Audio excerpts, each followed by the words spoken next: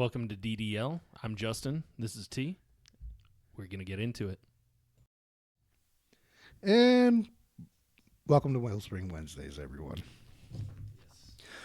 Okay. You want me to call you it? Justina.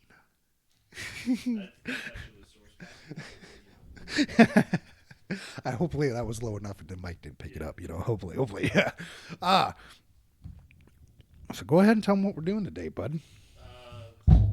Last week we addressed kind of from the male's perspective why it's so hard to date and what to kind of look for a little bit when you're looking to date. And now this Wednesday we'll be talking about what it's like from the women's perspective for things. Unfortunately, I understand we're two white males speaking about it, but at least offer some perspective. What does the color of my skin have to do with anything? You're pasty. So? So? What does that have to do with anything? Why are you so defensive about it? Well, I'm just curious why it was descriptive. Are you insecure about being white? No. Or just being very matter of fact? Okay. Yeah. Like, I think the important part is we're two men trying to speak to a woman's point of view. Yeah. But I don't necessarily know if race has anything to do with that. It probably does. You think? Yeah. I think different cultures and different races treat women differently. So, yeah. On the whole. Interesting. You know what? That's right. Yeah, because, yeah. Ah. Some value women more and some value them less. That is true. So if we're going to come at it from a woman's perspective, we probably are going to take that into account a little bit more than I was planning on. Yeah. My apologies. I'm learning already. Look at that. It's okay. I'm already integrated. I've worn the zip up. It's nice and chilly in here, so I'm already acclimating myself to the female perspective. I'm going to say that this is a pumpkin spice latte, but it's not. It's just coffee. Sorry. Yeah. But we'll go with pumpkin spice latte. I'm tying it up. You wouldn't have said anything. It's pumpkin spice latte. There you go. Yep. Getting in touch with my basic bitch self. Okay, so how do we want to start this off? Because it's easier coming from a male's perspective, being a male. Coming from a female's perspective, I would start with, I believe that it is just as complicated for women dating in this day and age as it is for men. Sure. But I think it's for completely different reasons. Yeah. Yeah. What are your thoughts as far as the reasoning behind? I don't think men are men anymore these days. Mm-hmm. They have been emasculated. Absolutely. And women crave masculinity. They crave strength. Mm-hmm. And I think that they're left with a bunch of fuckboys. And these fuckboys fuck them over. So, I'm sorry. I shouldn't be swearing as much as I am sorry. I apologize. But these boys don't know how to treat them properly, use and abuse them, and it damages them. And then I think I said it last week. It is a circular thing. Women are getting damaged by these incompetent men, and these men that actually are trying to be good for them are getting damaged by these women that have been damaged by these incompetent men. So it's a circular argument in some way, shape, or form. But I think that's the challenge for... last week I said that men have a challenge of finding a woman worthwhile dating, more or less. This day and age, or from the female's perspective, I don't think that they... For one, I think that women have this coming... God, this is so hard trying to say it from a woman's perspective without drawing in the male stuff, right? Because I'm sitting here thinking of like some of the issues that they're running into, and I'm again starting to address it from a male perspective. Yeah. Well, and like you said, I think the biggest thing is men aren't men anymore, and I'm not even talking about anything with the transgender stuff. It is, my brother and I had this discussion. We were both sensitive young boys growing up. We were the least manly men of our, class. We were some of the more effeminately raised by a single mother, in touch with our emotions, all that stuff. And it's funny because we don't feel like we've shifted that much, but we talked about it. We're like, now we're like manly men when you look at culture and how much more culture has become feminized. And look, feminization masculinization, like that's not the important thing. The important thing is that there's balance between the two. And because things have gotten so far out of whack, I look back and I'm like, we're like real manly dudes now. And my brother starts laughing. He's like, yeah, I'm still. He's like, I still don't know how to do anything on a card. And so, Yeah. but going back to that, when the cultural window has shifted so much, so has the hey, be a man, take care of your responsibilities. That has been left by the wayside. I think going back to there is something primal in women that a man who doesn't mess around is able to handle his business, is able to take care, is able to do everything that a man's supposed to do. There is just that natural draw, and even liberal women. Studies have shown liberal women, when a true masculine man is present, even though mentally they're like, oh, he's toxic masculinity in their mind, there's something naturally that's just kind of that it oozes out of them that's just like, man, I'm drawn to him, and I hate that I'm drawn to him. Yep. I think the other reason why it's extremely hard for women to date in this day and age is that they have no guidepost, right? So you brought up single moms, and single moms are a detriment to young boys, but they're also a detriment to young women as well, because most single women are single, or single moms are single because deadbeat dads, or they did something, so they have a anger towards men that they put out, like, oh, men are trash, oh, men aren't worthwhile. So these women grow up thinking like, oh, it's not worthwhile getting with a man, I'm going to finesse them, or I'm going to do this. Again, I'm starting to shift back into the male perspective, which is sad, because but I think that's what women are doing, and I think that's what they think without actually rationalizing it that way.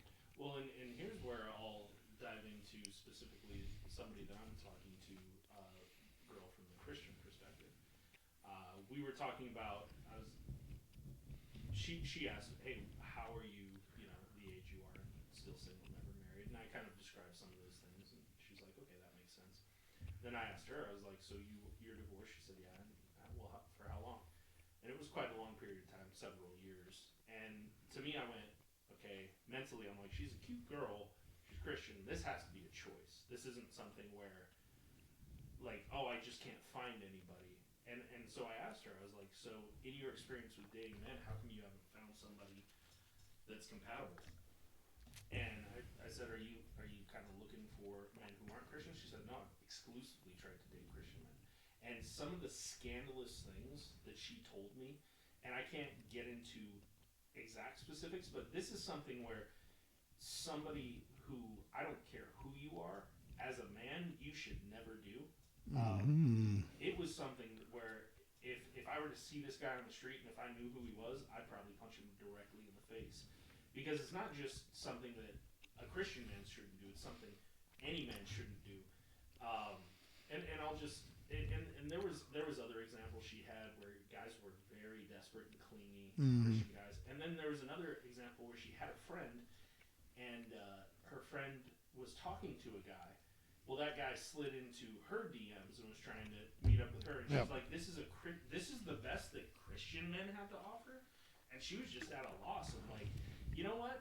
If this is how Christian men are, I'm going to take a break for a minute, and I'm just going to be okay with being single. And so for me, like, hearing her perspective, I was blown away. I'm like, so even the good Christian guys, like, just are basically Christian in name only, and don't actually espouse any true moral values. Well, you kind of hit on the head why I don't necessarily like organized religion, is because they typically are hypocrites. Sure.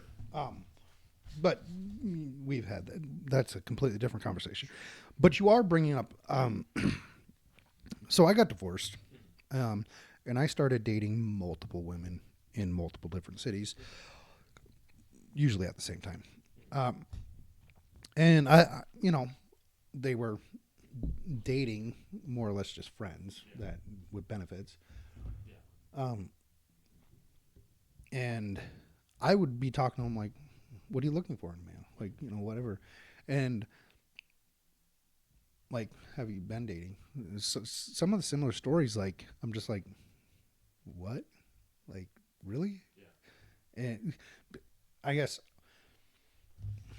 maybe this is naive of me, but I'm thinking that most men should have this level of chivalry about them. And what I learned the last 3-4 years really is that most men don't have this level of chivalry. Right. And I feel bad for women dating men in this day and age because most men are good liars when it comes to trying to get in their pants. And how can you tell as a woman whether or not you're one of the good ones or one of the really good liars? Right. Which is exactly why the girl who I'm talking to now was like, yeah, I want to take things slow. Yeah. Because the guy who did the most atrocious thing played the role really well until things were found out. So yeah. How do you separate? Oh yeah. Oh, I would never. I don't even want to engage in that. That's a lot of times that's just a play by a guy. Yep. To like, okay, I can be patient enough. I can buy some time and Yeah. work my way. Yeah. Well, this is one reason why I think that women that have a lot of male friends, there's an issue with that because we as men understand that the men are trying to play the long game. Yes. Like if let's say you're talking to a girl and she has multiple male friends, and let's say they're business owners or let's say that they're relatively decent looking or whatnot. But she says, oh, they are respectful. They're going to respect me. They're not going to do anything. 100% committed to you, blah, blah, blah. Right? You ask her. Just go up to her and ask her and say, why don't you text that one and say, I'm kind of horny. You want to come over? What's going to happen? This is why men have issues with women that have a lot of male friends. That is one of the issues that men have on this. I'm sorry, I'm reverting back to the men. But I understand where I'm going with this is I understand the woman's perspective because they can't find a stable, strong male to date. They are looking for multiple friend males that they don't have to give sexual access to, but are getting the benefits of having the male attention around them. Right.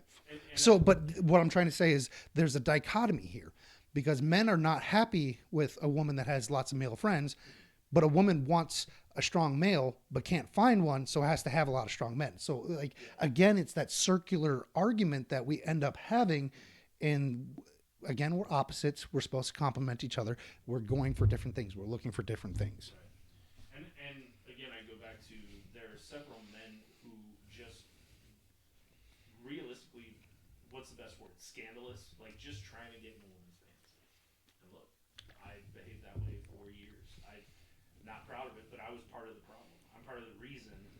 My behavior is part of the reason the culture is where it is because of scandalous men who are just looking for a fling, who just will say whatever it takes. And hey, well, even if there is an understanding, hey, this is only for one night. It's like, okay, great. Like, where does that leave us? Like, it's still counterproductive. And so with that, for the guys that aren't that way, okay, what does that leave? It leaves a lot of those what would be referred to as the soy boys or the guys that live in the mom's basement, the guys who really aren't able to spit game. Like they would be scandalous if they could, but they can't, sort of a thing.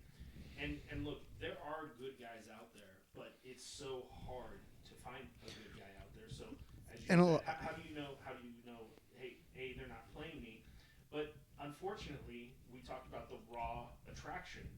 A lot of the guys who are nice guys don't give off that energy of power, of prestige, of you know what? I will take care of you. I will protect you no matter what. Yep. They kind of are the opposite. They're kind of like, well, I don't know. If the girl is right, we'll figure it. And it's not assertive, and it's not confident. And so the girl's attracted to the bad boy, and it's not because he's a bad boy. It's because he's confident. Hold on. That's more what the draw is. And so in that, hold on. One second. Let me touch base before we get off that subject. So there is another aspect of this: is that they might not be demure in their nature. Some of them will be.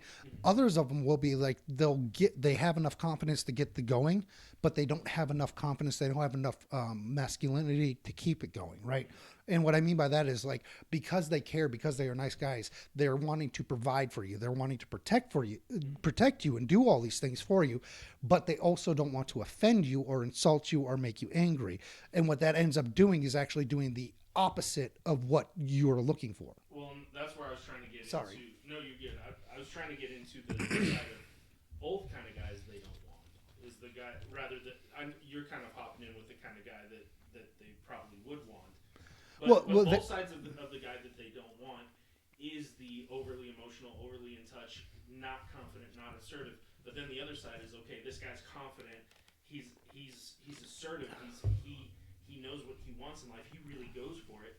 But he's also sleeping around. I know he's sleeping around with a bunch of people.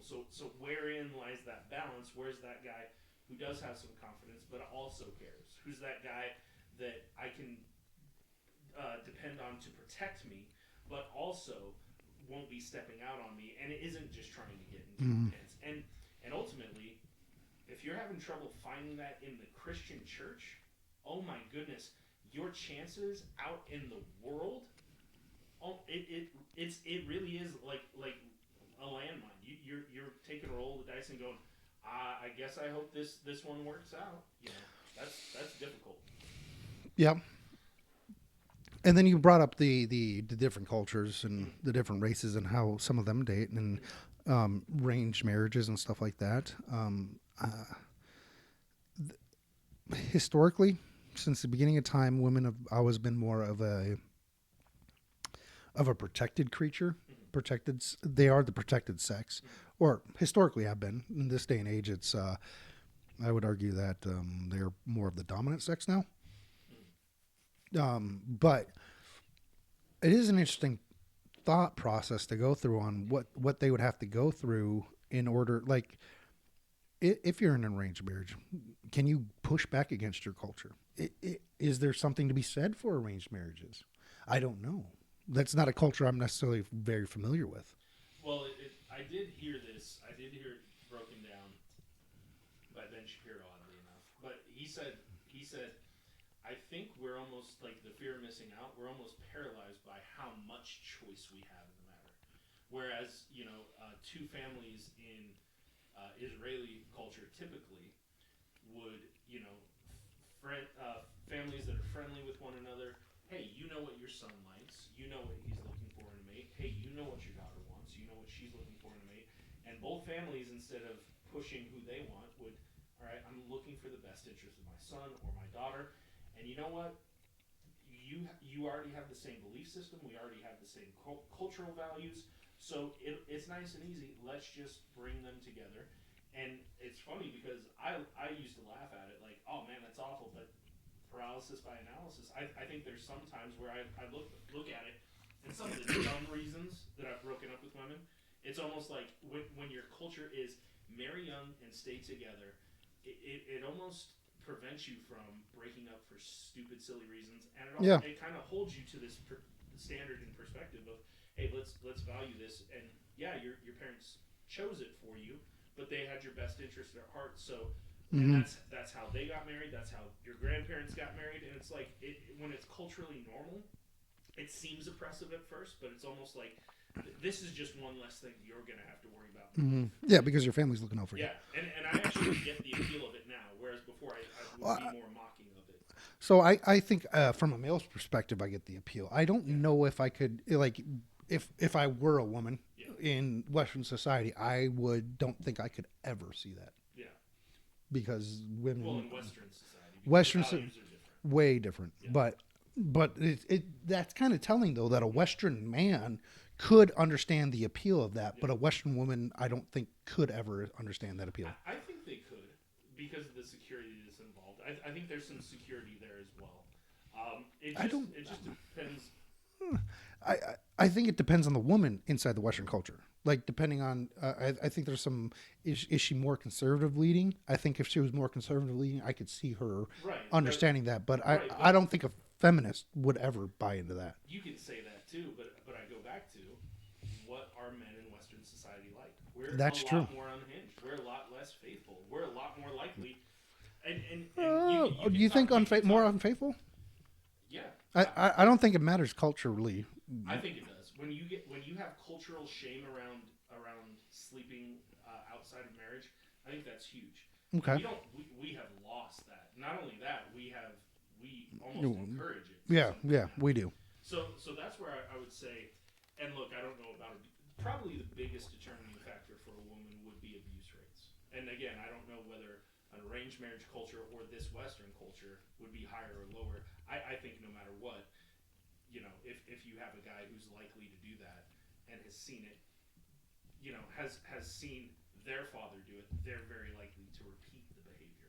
And so that's where it's like, I guess we'd have to look up statistics on that, arranged marriage countries versus non-arranged marriage countries. Which one of them actually values and respects and treats the woman well? I don't know. And so even the feminist, again, probably ideologically would go, oh, no, I want to choose. But if there's some safety and security in those cultures, it might be, you know what? If it leads to less abuse, if it leads to less promiscuity, hey, maybe mentally I disagree with it, much like the alpha male, but there's something in me that's kind of drawn, like I get the appeal of it. So I understand that thought process. I am slightly disappointed that I knew this was going to happen, and that's one reason why we said it is having two men trying to talk it from a female perspective is extremely difficult. Because we don't understand the challenges, right? As well. I think we can empathize with some of the challenges, like women want safety, they want security, they want stability. But that's what a male thinks a woman wants, right? What's that? That's what a male thinks a woman wants. Do you think a woman actually thinks that? Absolutely. I've heard them talk about it. I know, I agree. Yeah. I'm just trying to play devil's advocate a little bit. Because this is the stuff that I've heard women talk about, and this is the stuff that I've heard them say that they look for, or maybe not even in a dating relationship, but in a marriage. Like, hey, I might play the field and have fun, but when I'm looking for a man that I want to settle down with, here are kind of the qualifications. Yeah. And I think that's fair. And so for them, it's okay. Which avenue provides that? Yeah. Is more likely to provide that for me, because you're going to have the exceptions. Yeah. You're going to have abusers in both cultures. You're going to have cheaters in both cultures. Mm-hmm. Which one is that less likely to happen? Where can I set myself up for success? Yeah. I was just watching Troy Fall of the City. Oh yeah. On Netflix. It was actually a pretty good series. Mm-hmm. I like ancient Greek tales. Yeah. They're fun to watch. And the reason I'm going there is because women back then were treated as property in a lot of senses. Right. Other than in Troy, I can't remember the queen's name, but she was actually treated more as an equal ruler. Helen of Troy? No. The Priam's wife. Crap, I can't remember her name.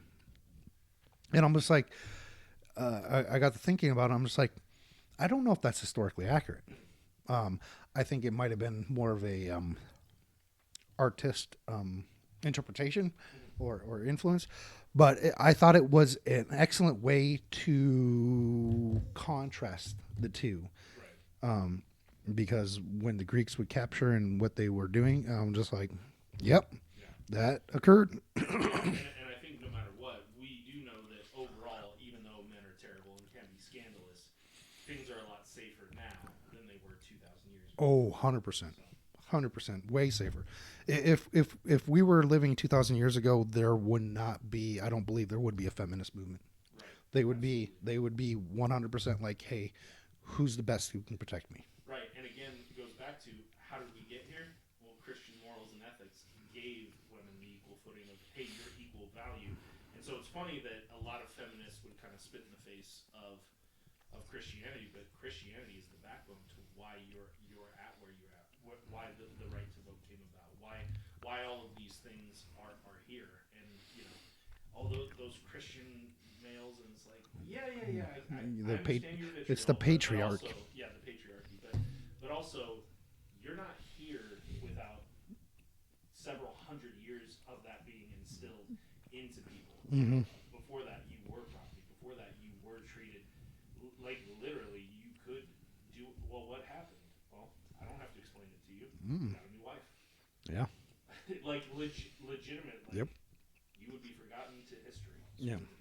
It's nuts. And I wonder if that history, growing up a woman being told that, like, because you were in the past you were always treated I wonder if that does something to the psyche of a woman. Sure. Like could we revert back to that? If society starts breaking down, are we going to revert back to that? Sure. And I could see the kind of fear and kind of like, that's why you want to, especially in these times, you want to pick a strong man who's going to support you, because, man, who knows when all this political stuff hits the fan, or I've heard it talked about, civil war within the United States. As a woman, it's like, let me find the most stable, strong guy I can. Yeah.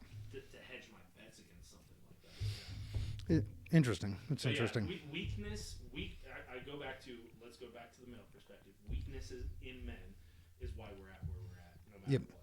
And Weakness. as men, we need to take responsibility first and foremost, and then from there. Yeah.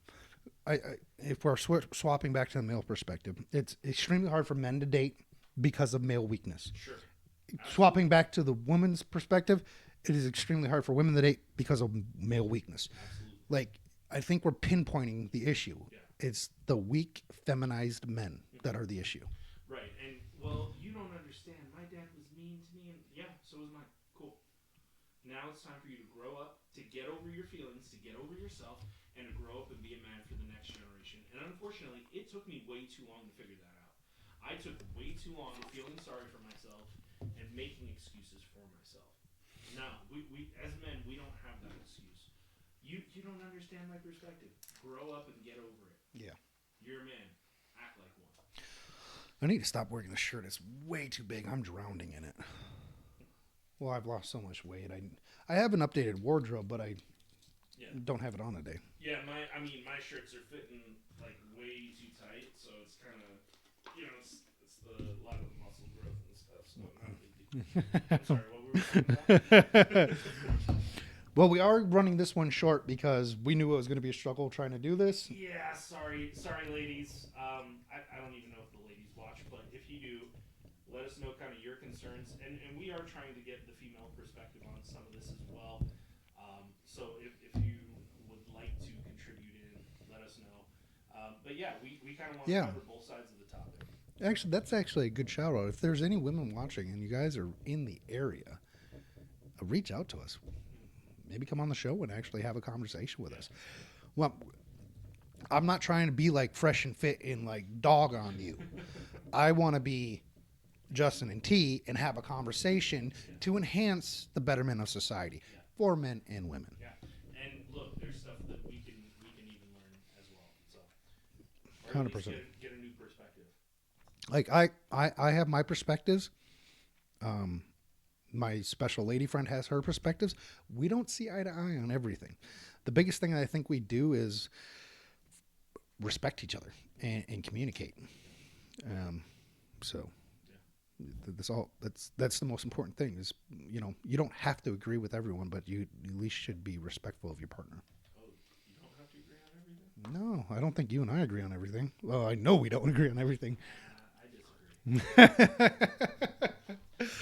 All right. Well, let's go ahead and end it here, and then we'll see you guys on Friday. Thank you guys for tuning in. Till next time.